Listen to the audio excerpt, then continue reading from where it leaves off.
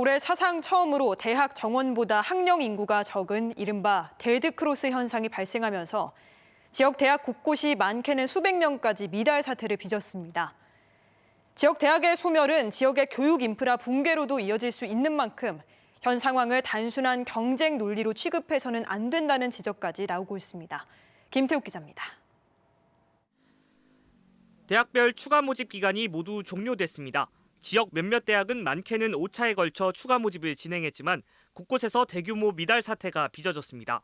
대전권 대학은 충남대를 제외하면 배재대와 모건대, 대전대에서는 200명 안팎이 미충원됐고 국립대인 한밭대도 4명이 미달됐습니다. 신입생 충원이 어려울 거란 전망이 있었지만 대전 지역 전체 사립대에서 미달 사태가 난 건 올해가 처음입니다. 충남권 대학에서도 청운대와 중부대에서 200여 명, 금강대와 백석대, 한서대에서도 수십여 명이 미달됐습니다. 가장 큰 원인은 역시 학령 인구 감소. 올해 사상 처음으로 대학 입학 정원보다 학령 인구가 적은 이른바 데드크로스 현상이 발생하면서 10,000명 넘게 부족했는데 3년 뒤에는 6만여 명, 2040년에는 20만 명 넘게 줄어들 전망입니다. 지역에서 대학을 나와도 지역 내 마땅한 일자리가 많지 않은 것도 학생들이 지역 대학을 선택하지 않는 원인 중 하나입니다. 서울에서 취업을 하고 싶다 이런 친구들이 서울 쪽으로 좀 많이 가는 것 같고. 지역 대학들은 대학 자체의 노력도 중요하지만 일자리 연계 프로그램 등 지자체의 지원과 협업이 절실하다고 강조합니다.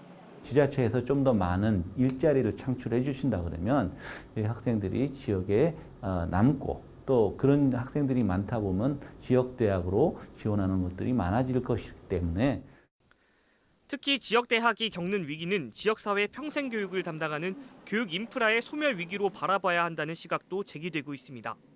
평생학습 측면에서 보면 대학의 어떤 굉장히 중요한 인프라를 이용해야 되는 사람들은 너무 많다고도 볼 수 있습니다. 그래서 그런 부분에도 좀 눈을 돌려야 될 거라고 생각을 합니다.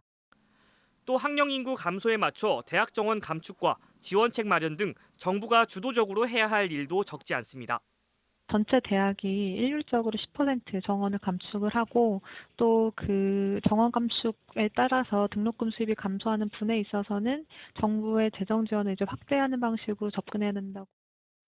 단순한 경쟁 논리에서 벗어나 지역에서 뿌리를 내리고 살아갈 청년들이 주축이 된 지역 대학을 어떻게 지키고 활용하느냐, 지방 소멸 시대의 또 다른 과제로 떠오르고 있습니다.